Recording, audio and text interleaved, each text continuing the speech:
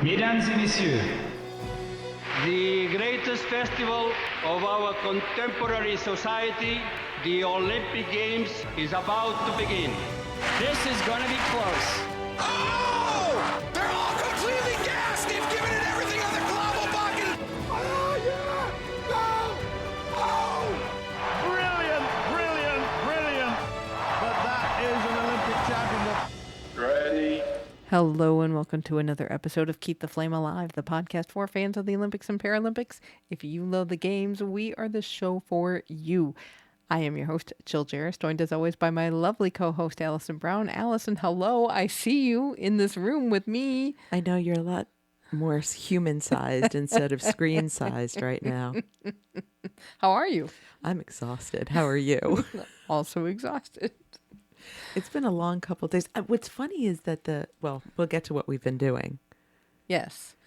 We are less than 100 days from Milano Cortina. Now that mark hit this week. I don't even know what day it hit. Was that yesterday? It was today? Wednesday. Wednesday was 100 days. Okay, which is the day we are recording. Yes. Okay. But is it still Wednesday? It is still Wednesday. Barely. Yes. So it's 100 days to go until Milano Cortina, and that is when Team USA had its media summit. So I've went to New York City.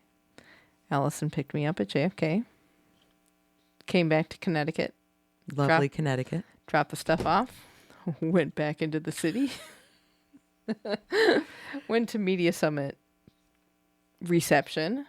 Which was lovely. Yes. And then it has been a test event for us because we have gone getting up at like 5 something in the morning and 6 in the morning, getting on trains, walking with very heavy backpacks. I forgot about the heavy. You think I would remember that? Oh yeah, no, that's top of mind because I know this. I think I'm being kind when I say this has been like 20 pounds on my back. I bet it's 25 to 30 that I've been walking around with. Yeah. Through the subways, through Grand Central Station, up and down stairs. It's been a wake-up call, even though I've started my own training.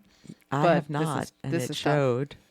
tough. So we've spent 2 days interviewing people, going to press conferences, talking with vendors, seeing a lot of stuff. We have so much to share with you from between now and when Cortina and Milan happens. I don't think anything we were told or saw is embargoed.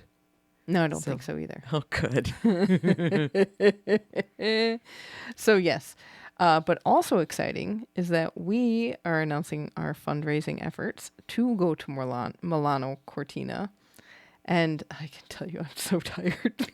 My tongue has stopped working. Well, we had a whole discussion about whether we were going to call it Milan Cortina or Milano Cortina. Right. And we ended up going with Milano because that's what the organizers are, as they should. It's what the Italians call their own city. But we've already gotten used to, because obviously in the United States we refer to it as Milan. So I think for a while, until we get that into our brains, we're going to trip over it. Exactly. But we are preparing to bring you the most fun coverage from both the Olympics and the Paralympics that will include 32 daily episodes at a minimum that give you the scoop of what it's like to actually be there and what it's like to get to the venues throughout Northern Italy. Because we've been talking about this for years now, how spread out these games are and how difficult it may be to get around. And if you're a fan and you have tickets for multiple events, hopefully they're not in multiple places that are far apart. One of the big topics among the journalists and the reporters that we met this week was, are you going? Where are you staying? And are you hoping to get anywhere else? Yeah. And we are going. We're staying in Milan, yet we are hoping to at least make some ventures into the mountains. Yeah, so we will see. Fingers crossed. We have not heard great news about getting to some of the mountain venues, but you not never all. know. Not all. No, some of the stuff looks doable. So we are excited, but we cannot do the show on location without your support. And this kind of coverage is expensive to produce. And even though we are on a really shoestring budget for this games, this is our second quad starting as a podcast that is accredited for the games. And if you're new to the show, you may not know that accreditation for journalists like us means we basically get a ticket to the games and we get local transportation provided. So That's it. yes, flight there, hotel. We don't get to stay in the village at all, or even the media village. That's not our place. We've had to find our own accommodations. We'll have to have, if we want a taxi anywhere, or if it's too late for the transportation, which is going to be, it could be an issue in Milan, we'd have to pay for taxis out of our own pockets. And then all the regular production costs, yes. but upped because instead of doing a weekly show, it's a daily show. Yes. So when normally we do, 4, sometimes 5 episodes a month, this is going to be basically 32 episodes in the span of 5 weeks. Yes. So production cost wise, that adds up. Exactly. And we are a listener-supported show.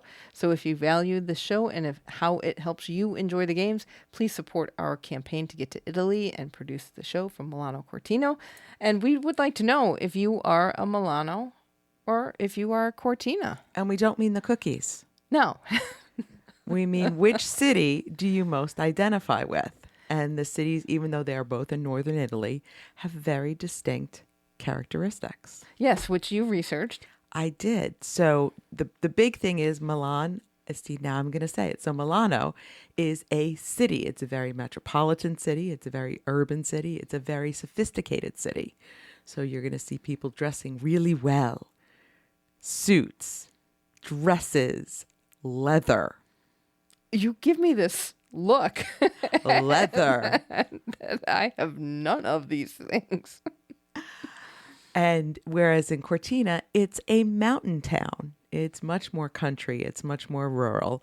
And people are more wearing your sweaters, your ski wear, your puffer vests. And we have a puffer jacket we're going to talk about later, like you would not believe. And that's what most would be most appropriate, the après-ski look. Yes. If I can throw some French into our Italian show. So yes, we would like to know if you are a Milano or a Cortina. You can go to flamealivepod.com to contribute and let us know who you are. And we have got a ton of great rewards for you. So for $10, we have website thank yous.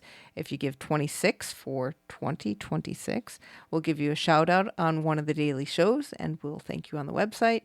If you donate $50, you'll get a postcard sent to you from Milano or Cortina. From us. From us, plus the lower levels. We don't know where the post office is.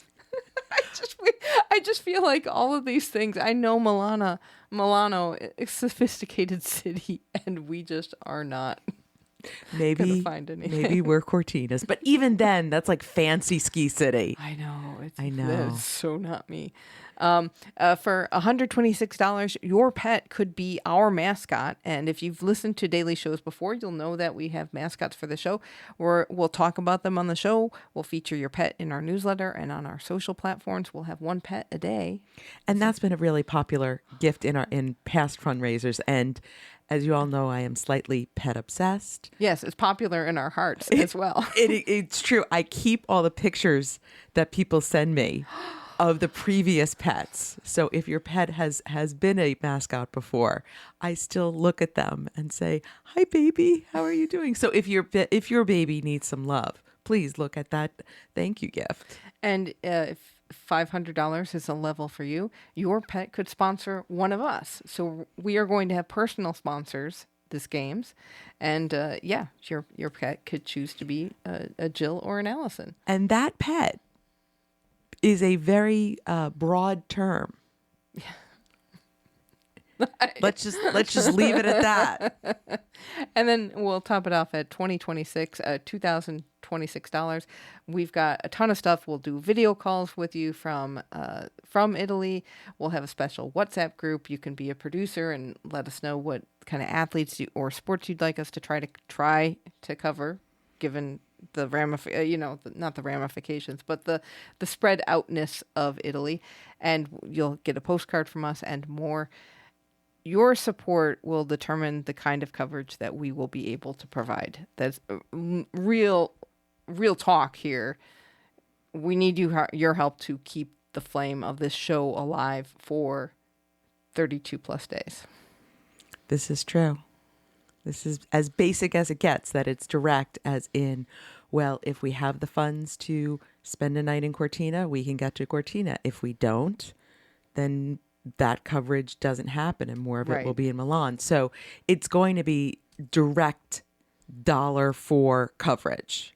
Yes. There's not a lot of administrative costs going on here. No. This is really one-to-one happening. Exactly. So please go to flamealivepod.com and contribute today. So Team USA Media Summit, we've just spent 2 days talking with a bunch of athletes. And following other athletes around and watching what they were doing. So they did it similar to what we had for Paris. Little different facility. We were at the Javits Center in New York. And that was 3 days. This was only 2. And yet this felt less intense, but more exhausting. Yeah, I think because we hadn't been used to it. And because I think the run up to Milano Cortina has been so low key. You know, Paris, everyone was just gunning to get back to a non-COVID games. So many more athletes. Here we had about 60 athletes. They did some press conferences. They were in groups and did roundtables. They had little photo setups. And then we got a few one-on-ones. Luckily, this time we got more time one-on-one, because a lot of times last time we got 2 minutes and change with whatever we were able to steal in terms of time. And USOPC was kind enough to give us some pretty good rooms. So the sound quality on these will be a lot better than some of the ones from the Paris Media Summit, which you will hear some atmosphere. No vacuum cleaners. No. There was no vacuum cleaners, but you will hear some banging and some background music occasionally. But in general, this was much better for our purposes and your purposes as a listener, which is a lot of fun. Yes. But yeah, so a couple of them were 20 minutes. Yeah, so we got some nice ones. So we did get to catch up with our wheelchair curler, Steve Empt, whose life has changed dramatically since we last talked to him. Pretty much the only thing that has stayed the same is he's still a wheelchair curler. But even that has changed significantly. Exactly. We're going to hear from speed skater Aaron Jackson. We talked with cross-country skiers Julia Kern and Gus Schumacher, as well as short track speed skater Corinne Stoddard. We got to talk with book club book writers Mike Schultz and Oksana Masters. Spoiler alert. They were both lovely. Yes. Wasn't that great? And I did tell both of them that we had read the book. And then you mentioned, we have a book club on the show, because Oksana made a joke about coffee. And we said, we know about your coffee addiction. We read your book. So that was actually fun to be able to tell them how much we enjoyed the books. We learned a lot about some sports, some good inside sport details from para snowboarder Noah Elliott, para Nordic skiers Kendall Gretsch, Jake Adikoff, and Sydney Peterson, and para ice hockey players Malik Jones and Declan Farmer. And we talked figure skating programs with Amber Glenn and Jason Brown. My cousin. Everyone was so much fun and so much tinier than I thought they were. And you forgot Aaron Pike. Oh, and we talked with Aaron Pike. Thank you. Who was adorable. Right. And I totally embarrassed him at the end of the interview in the best way possible. We'll tease that. But yeah, Jason Brown, I kiddingly said to him, we're not related. And then he's like, well, maybe we are. And I said, that's it. You're cousin Jason. So that was again, spoiler alert, just as fantastic as he is on the ice. Exactly. And poor Amber Glenn, who just flew in from Cup of China. Yes. And looked exhausted. I felt so bad because she literally came in from China and basically went from the airport to a grueling day. For the athletes, it's a really grueling day because they are going from place to place within this convention center, being asked to answer a lot of questions, some of them which get very personal, some of them which are very repetitive.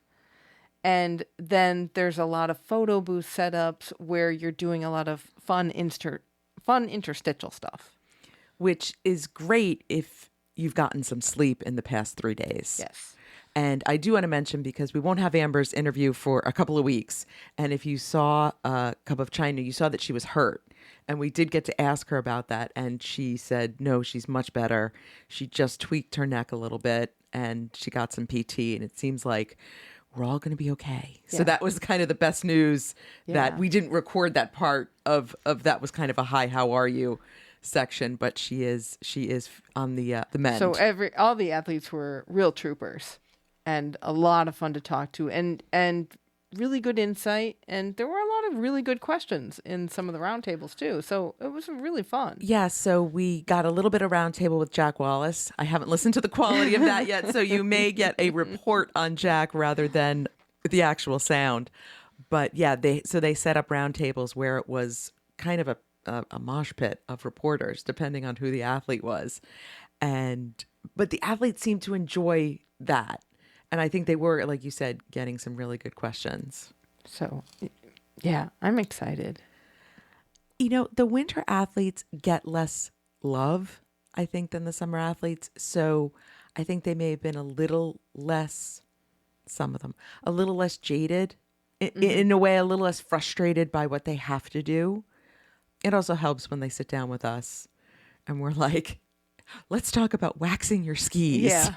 That, and it doesn't hurt when you get some Team USA kit. There was some interesting kit flying around.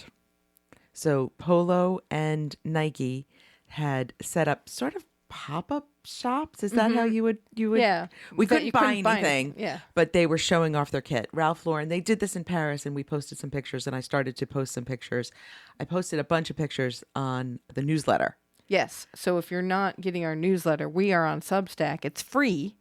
So you can find us on Substack at Keep the Flame Alive, but you can also go to our website, flamealivepod.com. At the bottom is a newsletter sign up, and it's excellent. Alison does it, and it's excellent. So Ralph Lauren, the people at Ralph Lauren described what we were seeing as village wear. So it's not the ceremony outfits yet. They're going to do a big reveal of that on the Today Show again, probably. So it was frustrating because it's exactly what you expect from Ralph Lauren. Mm-hmm, but it was cool. It was I still think it's cool. Okay, now wait a second. You're giving me some rolly eyes and some sighing. It is what you're expecting from America and Ralph Lauren. But then when we went to Nike and they did something they thought out of the box on village wear, and it also got the same reaction. Well, not same all but of different. it. To be Same but fair, different. only one piece really got the bad reaction from Nike. So they are doing this under the ACG brand, but it is Nike. So you won't see the swoosh. You see a different logo on it, but not to worry. Nike has not disappeared from Team USA. So they're doing the podium outfits, the press conference outfits, and kind of the everyday things. And I will give them absolute props because they did finally something I have complained about, that they never alter that red, blue, and white shades. And they did turquoise, they did orange, they did kind of a grayish, buffish ecru. So they were playing with the color palette, which I loved. Loved the orange sneakers. I did like the orange sneakers. That was a lot of fun. There is one piece that is a skirt.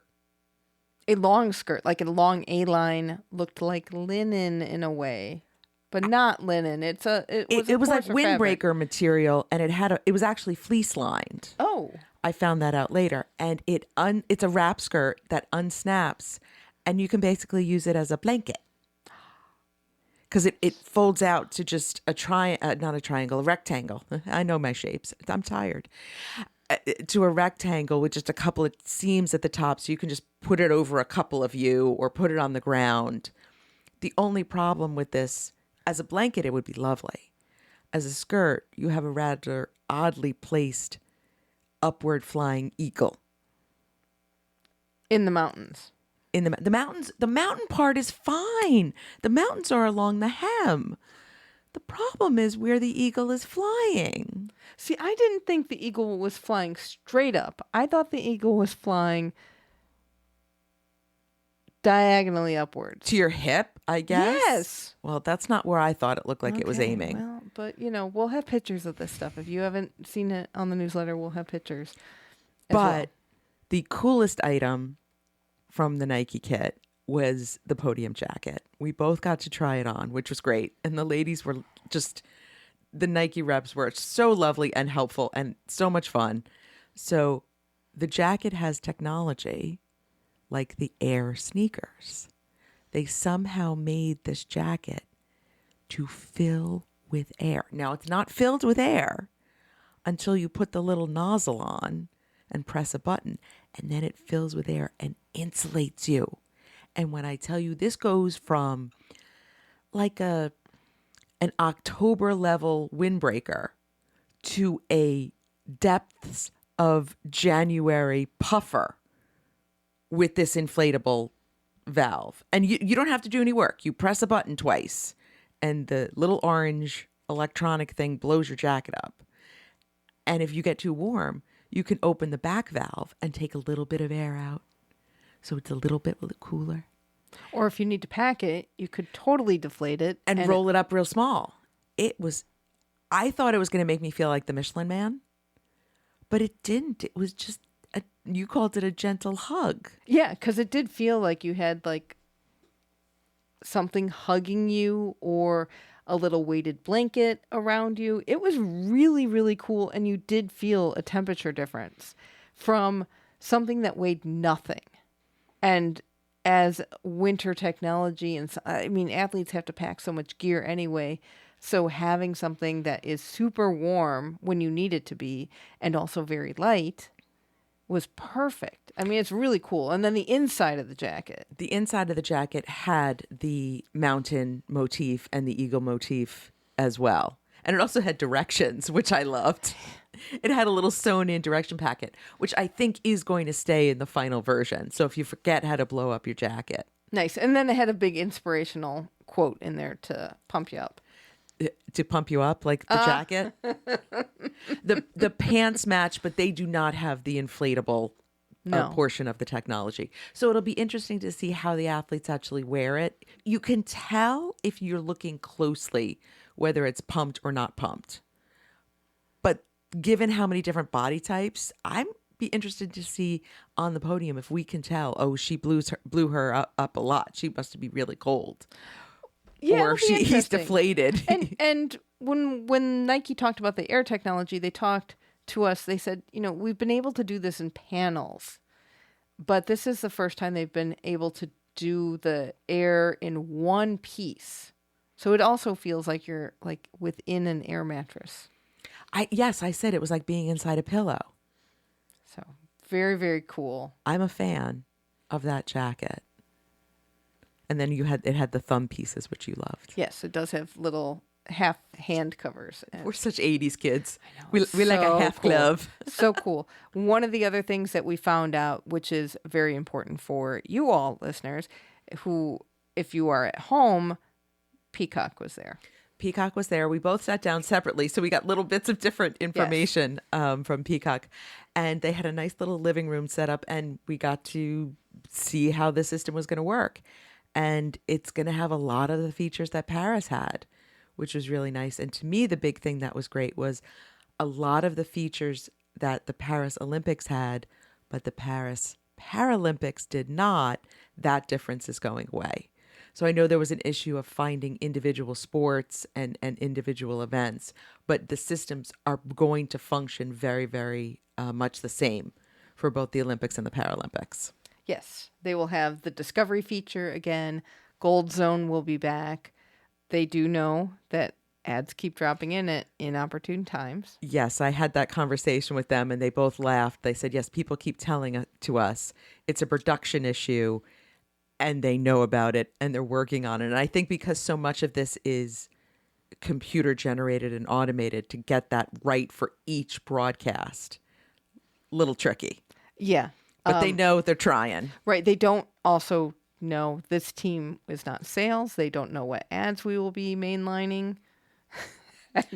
We did discuss Mike and Maya with them, Yes. and the girls did remember it and said, oh, we like that commercial a lot.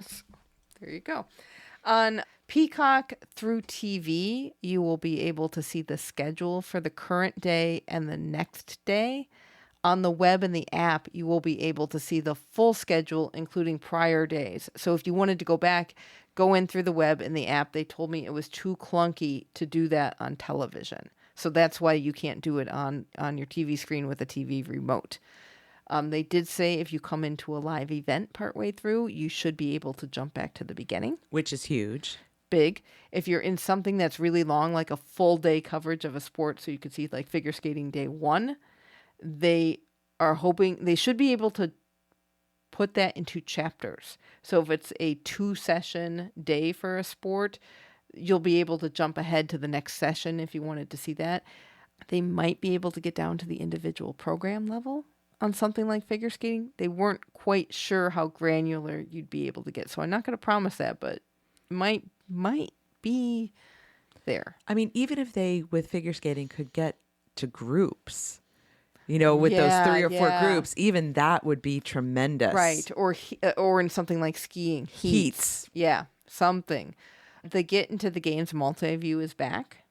They told me that those views are pre-selected, so you can't pick and choose what you want to see there, but it does have that multi-view feature. And that was the only thing that they said would be slightly different for the Paralympics, but that is because the Paralympics has fewer cameras at each event. So there will be, for example, in wheelchair curling, they may not have a camera on every sheet, but that's not a function of Peacock. That's a function really of OBS and where they put the cameras. And we've talked to OBS about how many cameras they have where. And it's just the Paralympics gets fewer cameras. Mm-hmm. The app is going to have a predictions feature, and they will also have vertical highlight reels. That look like TikToks. Yes, look like TikToks. Got a little into the weeds on the technology of landscape view versus vertical view. So, it's interesting to hear the challenges that Peacock has to address every time a games comes up, but things look like they keep learning and keep getting better. So hopefully your Peacock experience, if you're in the U.S., will be good. People were pretty happy last time, if I remember correctly. Yes. Few feed beefs. Well, you're always going to have feed yeah. beef, but hopefully the feed beef, I don't want to bring that back as a feature. I know. It was better in Paris. Well, we also weren't home in Paris, so it was only what people told us. So if you do have issues, we do want to hear about it because, 1, we get a chance to tell Peacock some of these issues. And 2, I'm just curious what that experience is like, because now this will be time number 3 where we're not back home getting to really see what's happening. Exactly. If you are in, sportsvideo.org reported that the Sesame Street characters are going to be back. So Elmo, Cookie Monster, Grover, and more will be on NBC Universal's coverage, and you can look for them on social and broadcast. I got to get myself a VPN for while we are there, because there is few things in this world that I love more than the Sesame Street characters. Apparently, when I was a kid, the Count was my favorite. I don't remember that totally, but also it tracks. And the Gold Zone host is back. Can't remember his name off the top of my head, but the Gold host will be the same person. He will have assistance this time. He will not be doing the 7-hour show all on his own. There was some learning there, I think, but look for that. He'll be in Connecticut, and we'll have people in Italy who are producers sending him information and things to look for. Scott Hansen, thank you. So that coverage is going to be good, I think. The quote that I had written down was actually from the USOPC press conference, because Ahmed Farid. Thank you. Speaking of not remembering names at this late hour, Ahmed Farid mentioned that prime time was a good thing for the time difference because, and I want to quote him here, quote, it allows, quote, them to curate the best events. from the day, which I think is so interesting, especially because we've been talking so much about Sydney 2000, in our retrospective. And one of the big problems was at the time, people hated being spoiled. And you didn't want to watch an event if you knew the ending. Whereas now we have such a different view of the broadcast. Like, I'll watch it even though I know the ending because I want to see how we got there. Yes. So we do have that. It's also interesting to see. I don't know if it's an age difference thing because there are people who want highlights and they'll be drawn in by the highlights. There are people who want to see the whole event. But I think they're going to have things covered for everybody because you'll be able to stream the whole event. You'll be able to see the highlights and go, hey, what happened in that?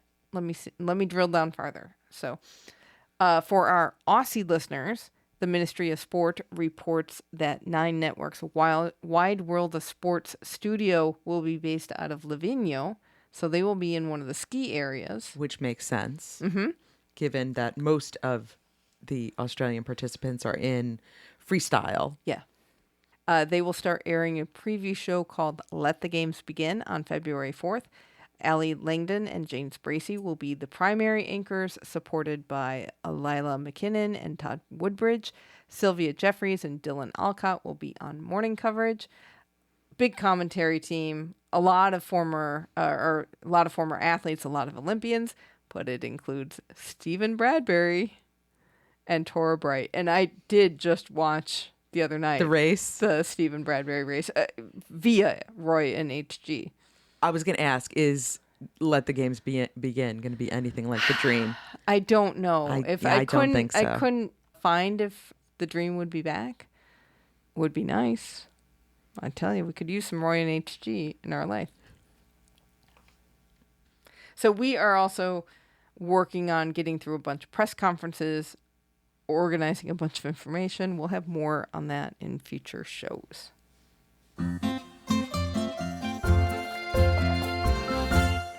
L'arte delle Olimpiadi. Ooh, we have news from Milano Cortina officially. The official posters are out. Yeah. So we've got one for the Olympics, one for the Paralympics. The Olympics poster is titled Olympic Vision and is designed by Olympia Zagnoli. I mean, come on. How did the artist named Olympia get this gig? Right. Not that she's not incredibly talented, but I just thought that was a little bit of a two on the nose. So the concept is one face, five rings. So it's a woman's face, and over her eyes are the Olympic rings, and then in the background there are mountains. Through glasses shaped like the Olympic symbol shines the Italian spirit, full of energy, connection, and a shared vision, a tribute to everyone who lives the games with passion, athletes, fans, and spectators alike. A lot of people have said this reminds them very much of the Paris logo Marianne because it is, again, a woman's face with that symmetry. We do not seem to have a second image. Marianne was a flame or her really cool haircut that apparently I brought to my hairdresser and wanted to repeat.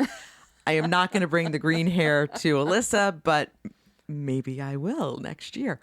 I love this poster. I know some people aren't thrilled with it. The only thing I don't love is the symmetry in the colors isn't quite perfect. There's nothing that's yellow except the ring, and there's nothing that's black except the ring, but we have multiple things that are red and blue, and then one thing that's green. So the symmetry isn't quite perfect, but I love the idea of the woman's face and the green hair and the Olympic rings as the glasses. I think it's a lot of fun. It is fun. I like the bold colors. I like the bold graphic design element of it. I don't love the fact that the Marianne was such a big element of Paris, and we have a similar woman-driven element of Milano Cortina. Fair. It's nice. I don't think I need to own it. Did you own the Paris Where's Waldo? I have it in coloring form.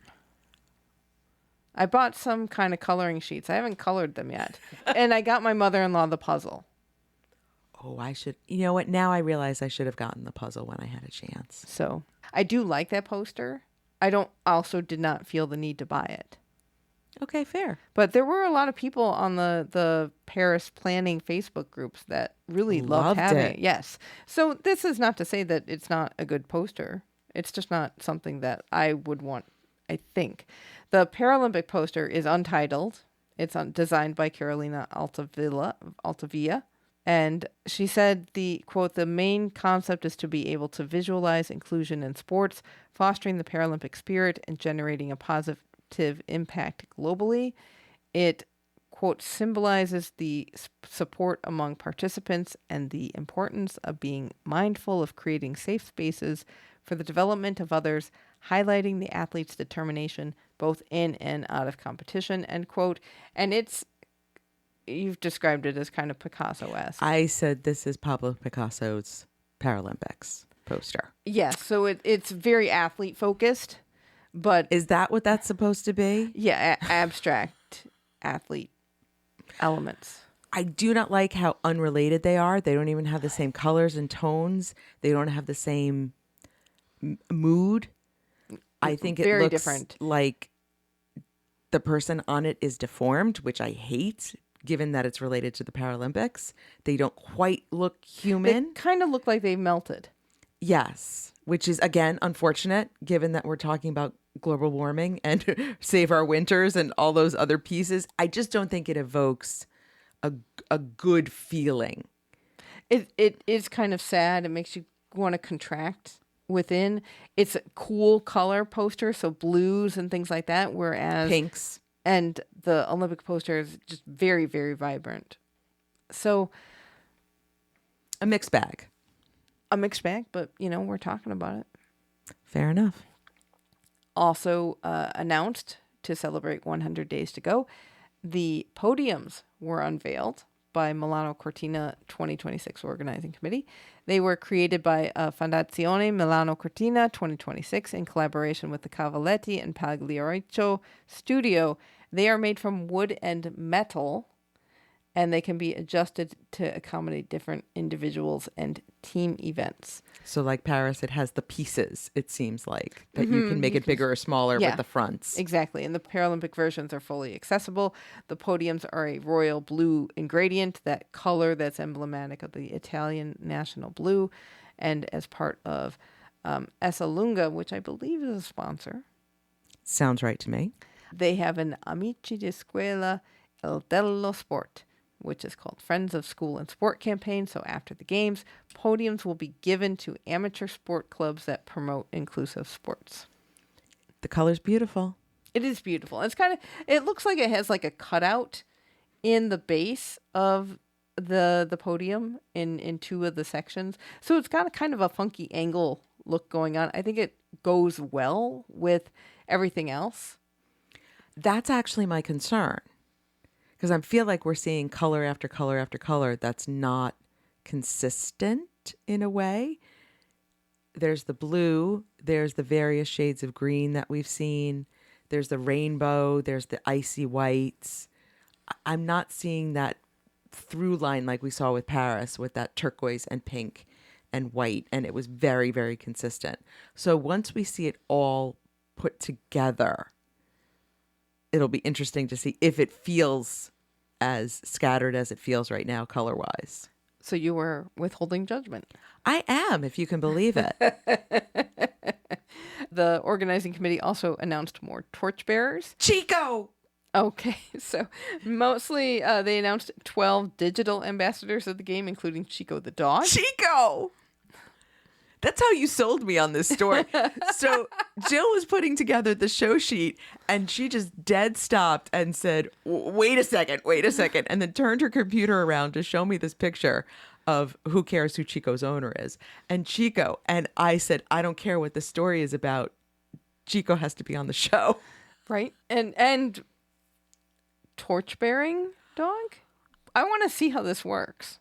And it's not a big dog. It's not like a sled dog. He looks like a little poodle mix of some kind. Something. We will see. But also announced tennis player Jasmine Paolini will be a torchbearer as well. and I'm sure we'll see more of the torchbearers come out in days to come. You may have seen some Olympics rings pasta on social media, You can't have it. which was a fun thing that they did for the 100 Days Out celebration. Yeah, but you can't have it. Not available for sale. Whose idea was that? Well, it taunts you. That's the thing. And they did produce boxes, and they are sending them to people in some ways, and they are around, but they're not for sale. Right. And I'm sure there's a limited number of them. Right. But let me remind you that this week you got to eat pasta made in a wheel of cheese. That is one of the things that they had at the opening reception. A giant wheel of cheese with the center carved out, and they were able to make pasta in there. But it wasn't Olympic ring-shaped pasta. No. SportsPro.com reports that Uber will be the official ride-hailing sponsor of Milano Cortina. They will use over 5,000 drivers to help transport fans, and venues will have dedicated pickup and drop-off zones for Uber cars. Curious to see how that's going to work. Mario is going to be our driver. No, he's not. Giuseppe will. Yeah, you know, on our budget, there won't be a driver. Our driver will be the Milan subway. Also, for 100 Days to Go, Delta Airlines revealed the new Team USA livery that they kept calling it. It's a plane. They painted. What's the difference? I don't know. Do they livery the team somewhere? I do not know, but that's the official lingo they used. If you work in aviation and can let us know, because I was not able to research that in time. We have somebody to ask. Superfan Sarah's husband. Oh, yes, yes. The plane is an Airbus A350. The exterior design features 26 stripes to represent 2026. These stripes kind of undulate along the side of the plane, inspired by Milan's rolling landscapes and a city in motion toward the future. No, it's towards the futura. Yeah. Tell Delta's press release. Get that right next time. So they put a lot of work into this. It was very fancy. This was not just slapping an American flag on the side of the plane. No, they started designing it in September 2024. So basically, right when everything was over for Paris, they said, we need a new livery. Get going, buddy. Right. Took 5 designers and over 20 revisions of the design.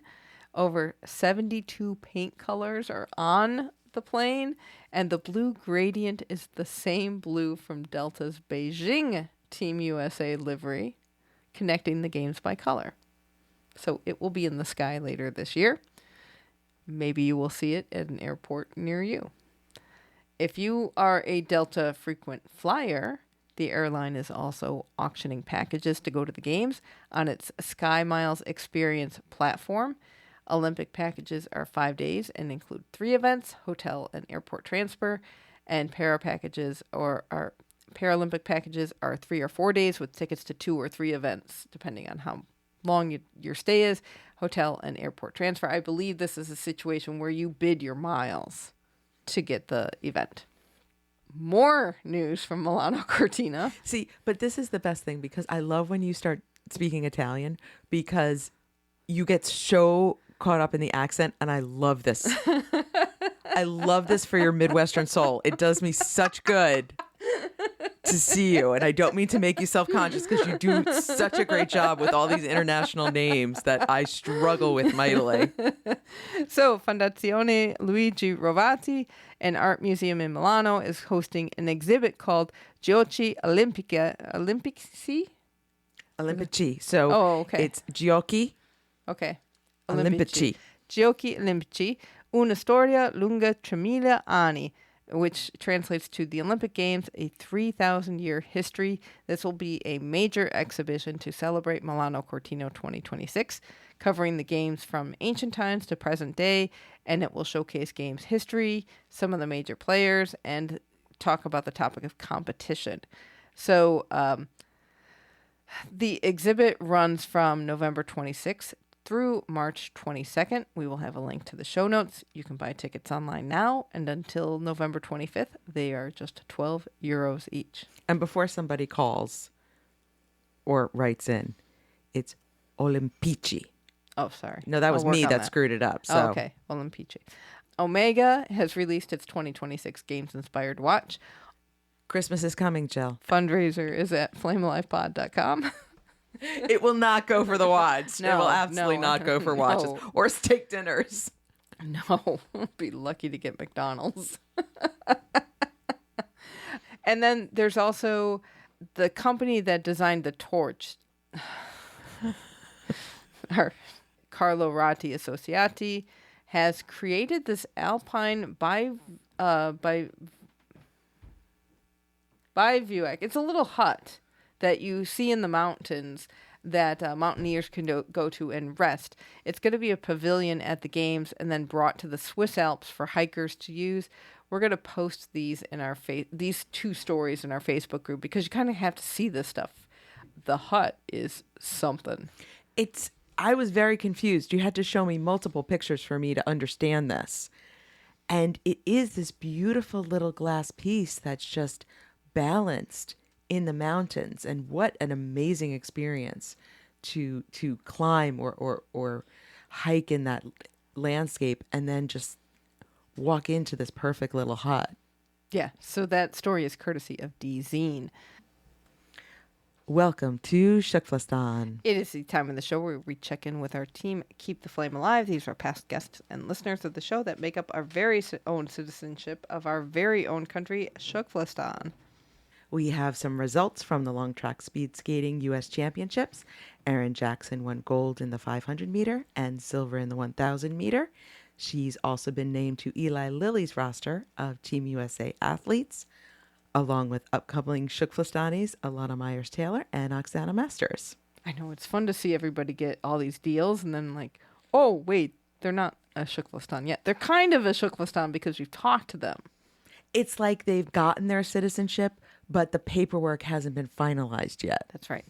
NBC Peacock won the Emmy for Outstanding Live Special Championship event for its coverage of the Paris Olympics.